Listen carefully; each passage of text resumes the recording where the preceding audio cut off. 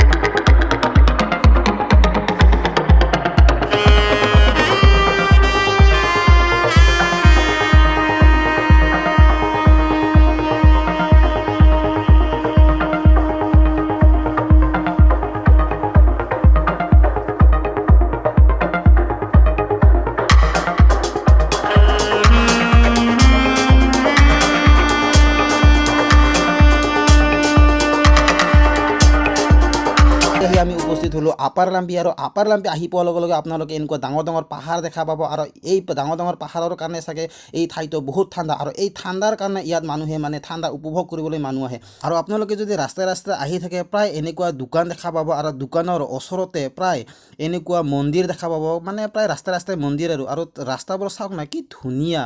মানে এনেকুৱা হ'ব বুলি ভাবা নাছিলোঁ, আৰু এনেকুৱা ঠাণ্ডা যে হ'ব সঁচাকৈ ভাবাই নাছিলোঁ। আমি আহি পালোঁ এতিয়া আপাৰ লাম্পি। মানে ইয়াত যদি আহে আপোনালোকে, তো দুটা লাম্পি আছে, আপাৰ লাম্পি আৰু লোৱাৰ লাম্পি। লোৱাৰ লাম্পিটো হৈছে সেইপিনে যিটো আমি এৰি আহিছোঁ, আৰু ইপিনে হৈছে আপাৰ লাম্পি।